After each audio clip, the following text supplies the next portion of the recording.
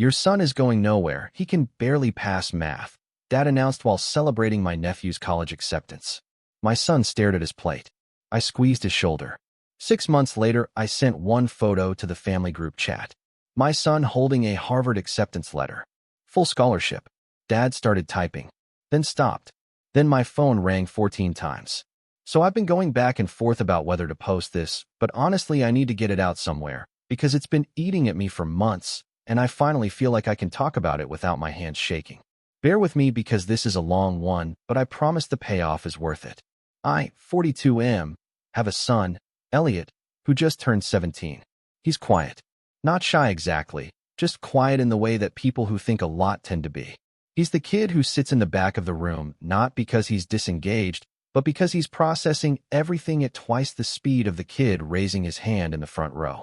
He reads constantly, like obsessively, physics books and philosophy and random Wikipedia deep dives about things like how bridges are engineered or why certain languages don't have a word for blue.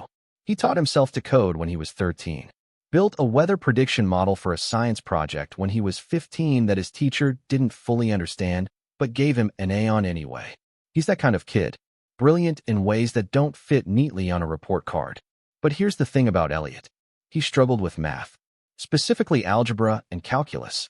Not because he couldn't understand the concepts, but because the way it was taught at his school didn't match how his brain works. He thinks in systems and patterns and connections, not in solve for X using this formula you memorized. He'd get the answer right using a method the teacher didn't recognize and get marked down for not showing the correct work. His math grades hovered around C- to D+ for most of high school. Everything else was A's and B's. But the math was the thing people saw. The thing my father saw. Because my father is the kind of man who looks at one C- and decides he knows everything about a person.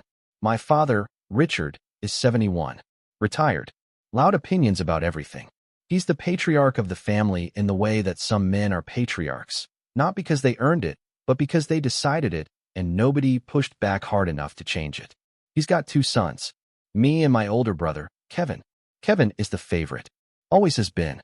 Kevin played football in high school, went to a state college on a partial scholarship, got a degree in business, and now runs a mid-level insurance firm that does fine, but isn't exactly setting the world on fire.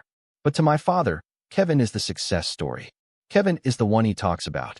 Kevin is the one whose Christmas card goes on the fridge. I went to community college, worked my way into IT, and now manage a team of 12 at a software company. I make more than Kevin.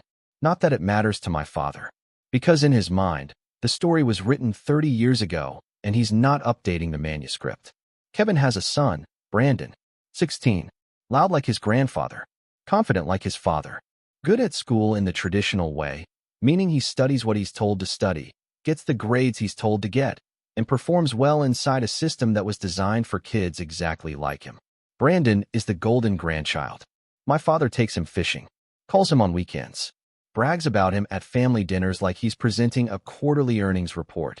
Brandon got accepted to a decent state university last October. Not Ivy League, not a scholarship, just a solid acceptance to a solid school. And my father treated it like the kid had been drafted into the NFL. Which brings me to the dinner. My father organized a celebration dinner at his house. Sunday afternoon. The whole family. His wife Gloria, who's been with him for 15 years and basically agrees with everything he says because that's the price of admission in Richard's world. Kevin and his wife Laura. Brandon, the guest of honor. Me and Elliot. My wife passed away 4 years ago, so it's just the 2 of us, and honestly that's made our bond tighter than most father-son relationships I've seen. We're a team. We have been since the day I sat him down and told him it was going to be just us now, and we were going to be okay. He looked at me and said, "I know, Dad. 10 years old and already steadier than most adults I know." So we're at this dinner. The table is set nice because Gloria goes all out for Richard's events. Candles. The good plates. A banner that says, "Congratulations, Brandon," in blue and gold, his future school's colors. There's a cake. There's champagne for the adults and sparkling cider for the kids. The whole production. And look, I was happy for Brandon. Genuinely. The kid got into college. That's a good thing. I'm not the kind of person who resents a 16-year-old for succeeding. I bought him a card. Wrote something nice in it. Meant every word. The problem wasn't the celebration. The problem was what happened during it. My father stood up to make a toast. Glass raised. Big smile. He went on for about 5 minutes about Brandon's bright future and the family legacy of excellence, and how this is what happens when you raise a kid right. That last line landed on me like a brick wrapped in a compliment aimed at someone else. This is what happens when you raise a kid right. Kevin nodded. Laura smiled. Brandon looked embarrassed in the way teenagers do when adults won't stop talking about them. And Elliot sat next to me, quiet, eating his potatoes, not looking up. Then my father looked across the table, directly at Elliot, and said it. Casual, almost amused. Like he was making an observation about the weather and not about a 17-year-old sitting 6 feet away from him. Your son is going nowhere. He can barely pass math. He said it with a little laugh. Like it was a joke. Like it was something everyone at that table was already thinking and he was just brave enough to say out loud. Which is how my father frames every cruel thing he's ever said, as bravery, as telling it like it is, as being the one honest person in a room full of cowards when really he's just the loudest person in a room full of people who learned a long time ago that arguing with Richard is like arguing with weather. It doesn't change anything, and you just end up wet and tired. Kevin chuckled. Not maliciously, I don't think, but reflexively. The way people laugh when the patriarch laughs, because that's how the room has always worked and nobody signed up to be the one who breaks the pattern tonight.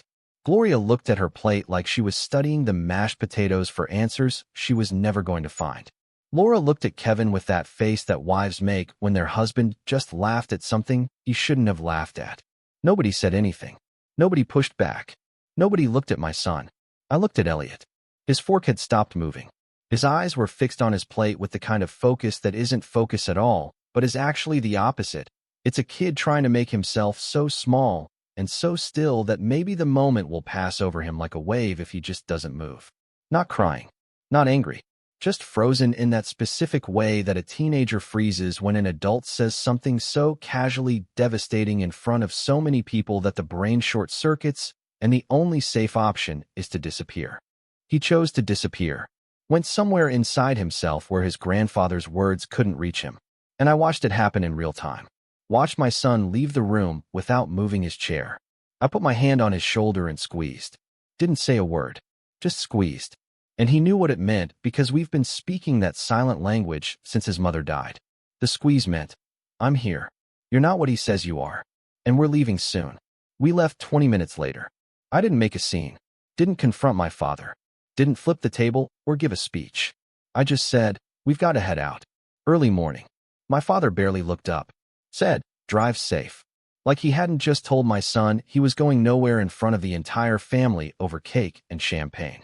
The car ride home was quiet. Elliot didn't talk for the first 10 minutes. Then, somewhere around the highway exit, he said, Dad, am I going nowhere? I pulled the car over. Right there on the shoulder. Put it in park. Turned and looked at him. And I said, Elliot, you are the smartest person I know. Not because of a grade on a report card. Because of how you think. How you see things. How you solve problems that other people don't even know exist. Your grandfather measures people by the things he understands. And he doesn't understand you. That's his loss. Not yours. He was quiet for a second. Then he said, I want to prove him wrong. I said, you don't have to prove anything to him. He said, I know. But I want to. And that was the beginning of the 6 months that changed everything. Update 1. Here's what people don't know about my father. He never finished college. Dropped out after 1 semester at a community college in 1975. Couldn't hack it. Went into trade work, which there's nothing wrong with. But he spent his entire life overcompensating for that dropout by worshiping traditional academic success in everyone around him. That's why Kevin's degree means so much to him. That's why Brandon's acceptance feels like a personal victory. And that's why Elliot's math grade feels like a personal insult. My father doesn't see a grandson struggling with calculus. He sees his own 20-year-old self failing Chemistry 101 and dropping out and spending the next 50 years pretending he chose to leave. Elliot's C- isn't about Elliot. It's about Richard. Everything in that family is about Richard. Knowing this didn't make me less angry, but it made me clear. And clarity is more useful than anger when you're planning something. The plan wasn't revenge. I want to make that clear. I wasn't trying to humiliate my father or outshine Brandon or make Kevin feel small. The plan was simple. Help Elliot become the version of himself that he already was, but that nobody in my family bothered to see. Harvard wasn't my idea. It was his. He came to me 2 weeks after the dinner with a list of universities he'd been researching. MIT, Stanford, Caltech, Harvard. All of them had programs in computational science or applied physics or interdisciplinary engineering, the kind of stuff that matched how his brain actually works. He said, "I know my math grades are bad, Dad, but these schools look at more than grades. They look at the person, and I think if they saw what I can actually do, they'd want me." He wasn't wrong. So we got to work. First, the math. I hired a tutor, not a traditional one, a PhD student from the university downtown who specialized in alternative learning methods. She took one look at how Elliot was solving problems and said, "He's not bad at math. He's bad at doing math the way his school wants him to. His actual mathematical thinking is advanced." Within 3 months, his grade went from a D+ to a B. Not because he suddenly got smarter, because someone finally taught him in a language his brain could speak. Then the application. This is where it gets real, and honestly, this is the part of the story that still makes me emotional when I think about it. Harvard's application has an essay component, and Elliot spent 4 weeks on it. 4 weeks of writing and rewriting and deleting and starting over and reading it to me at the kitchen table and asking, "Is this too much?" And me saying, "Keep going." He wrote about the dinner, about sitting at that table in his grandfather's dining room surrounded by blue and gold decorations for a cousin's acceptance, while his own grandfather announced to the room that he was going nowhere. He wrote about the fork stopping on his plate, about the silence that followed where not a single person at that table said, "That's not fair," or "That's not true," or even just looked at him with something resembling empathy. About the car ride home, where his father pulled over on the highway shoulder and said words that meant more than any acceptance letter ever could. About the 6 months that followed. He wrote about what it feels like to be measured by the one thing you struggle with instead of the 100 things you're extraordinary at, and how the American education system creates these narrow tunnels of success that kids like him can't fit through, not because they're too small, but because they're shaped differently. He wrote about building a weather prediction model and having his teacher not fully understand it, but giving him an A anyway, because the results were undeniable even if the method was unconventional. About teaching himself Python at 13 in his bedroom with YouTube tutorials and a secondhand laptop, while his cousin was getting celebrated for making the honor roll using study guides his parents bought him. About the gap between who the world tells you you are and who you actually are, and how the hardest part isn't closing that gap, but surviving long enough inside it to prove it exists. I read that essay at the kitchen table at midnight after Elliot had gone to bed. He'd left it open on the laptop with a sticky note that said, "Be honest, Dad." And I sat there in my kitchen at midnight reading my 17-year-old son's words, and I'm not a man who cries easily. I've been through a lot.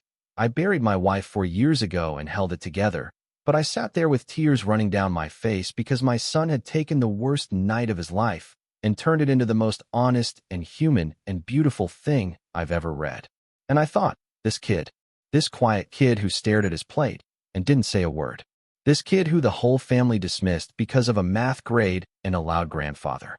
This kid just articulated something about resilience and identity and self-worth that most adults spend their entire lives not understanding. And he did it in 1,200 words on a Tuesday night in our kitchen. He submitted the application in January. Then we waited. Update 2. While we were waiting, I heard through Kevin that Brandon was having a rough first semester at college. And look, I take no pleasure in this. I genuinely don't, because Brandon is a 16-year-old kid who didn't ask to be turned into a trophy by adults who needed something to polish. But the facts are the facts. Apparently, the adjustment wasn't going well. His grades were slipping, not just slipping, but falling in a way that suggested the foundation wasn't as strong as the celebration implied. He'd switched majors twice already, which at one semester in isn't exploring options, it's "I don't know why I'm here." He was missing classes, partying more than studying. Kevin mentioned it at a family call I was barely part of, said something like, "He's just finding himself. It's normal. Everyone goes through it." My father jumped in immediately with, "He'll figure it out. Brandon's a winner. Some kids just need a semester to adjust." Same blind energy as the dinner.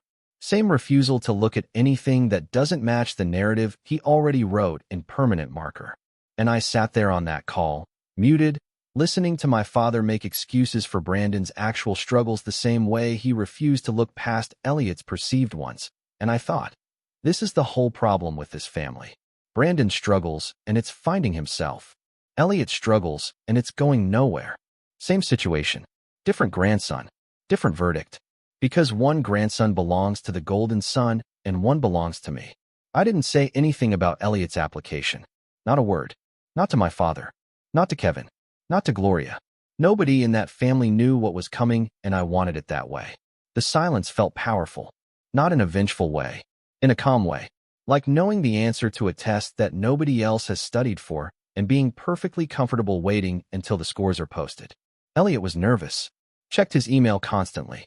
Refreshed the portal 10 times a day. I told him, whatever happens, I'm proud of you already. The essay alone was worth everything. He nodded, but I could tell he wanted it. Not to prove Richard wrong.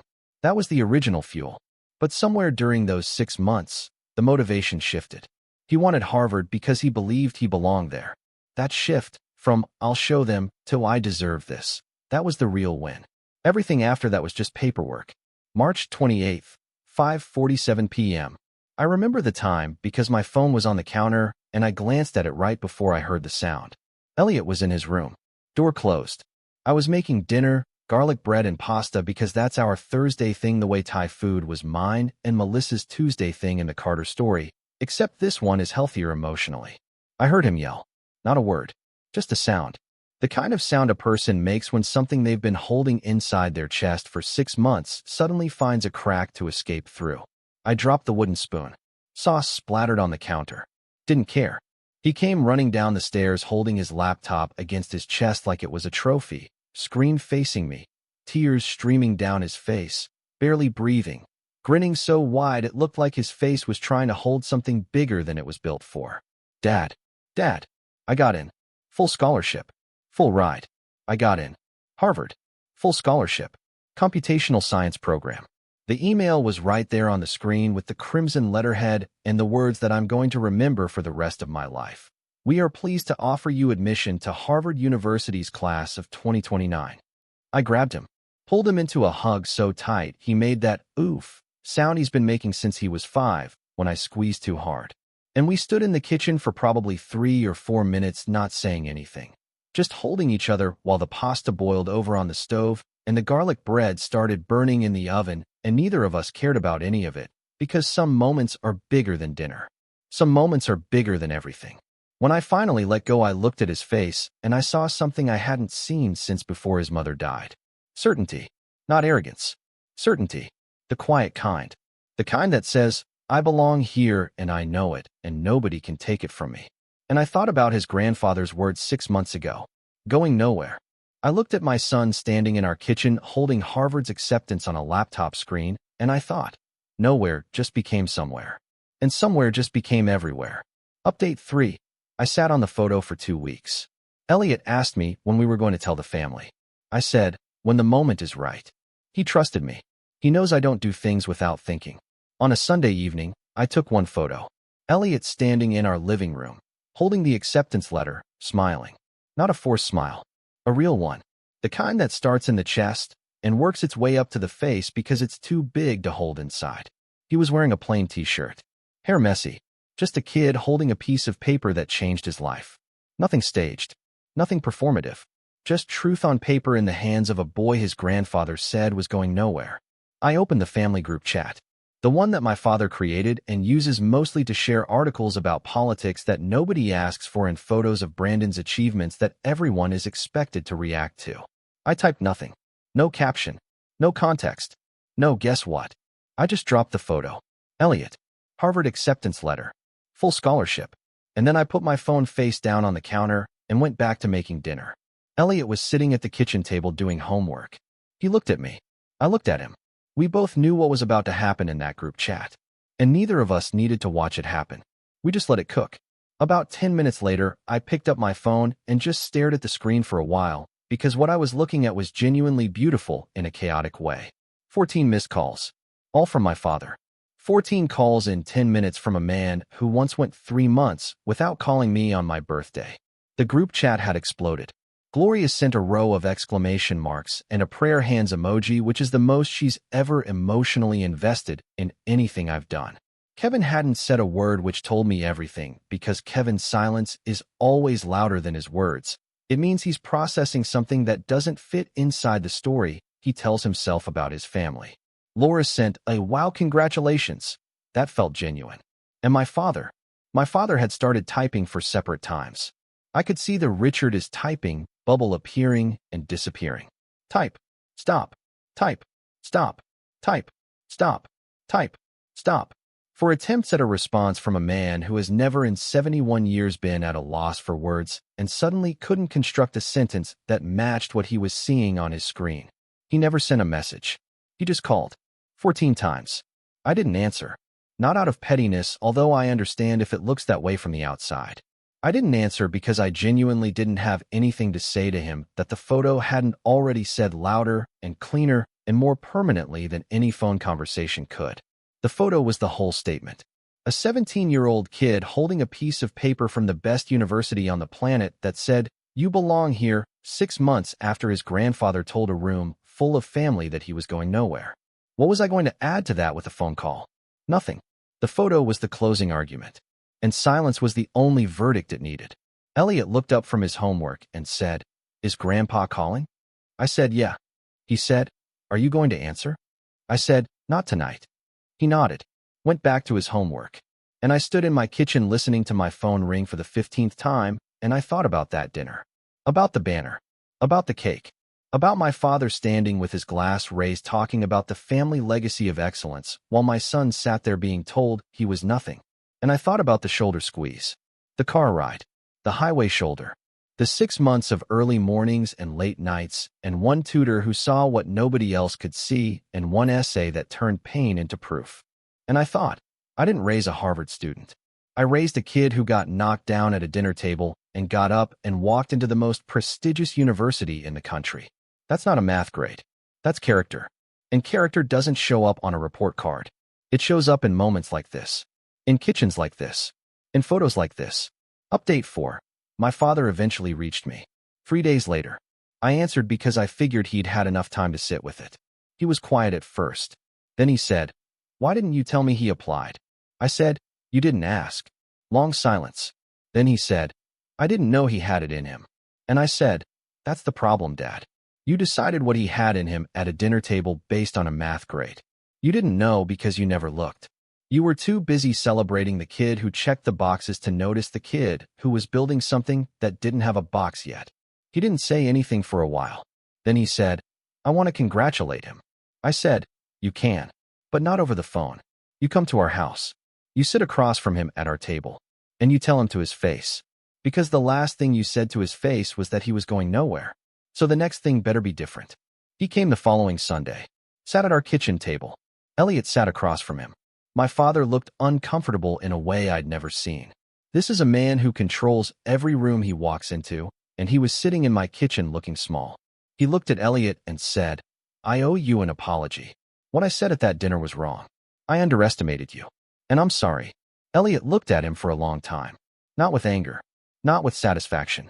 Just with the steady gaze of a kid who learned 6 months ago that his worth doesn't live in anyone else's opinion. Then he said, "Thank you, Grandpa. I'm glad you came." That's it. No dramatic speech. No revenge monologue.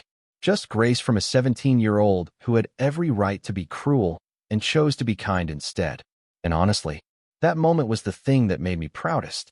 Not Harvard. Not the scholarship. Not the photo in the group chat. The fact that my son sat across from the man who humiliated him and chose dignity over payback.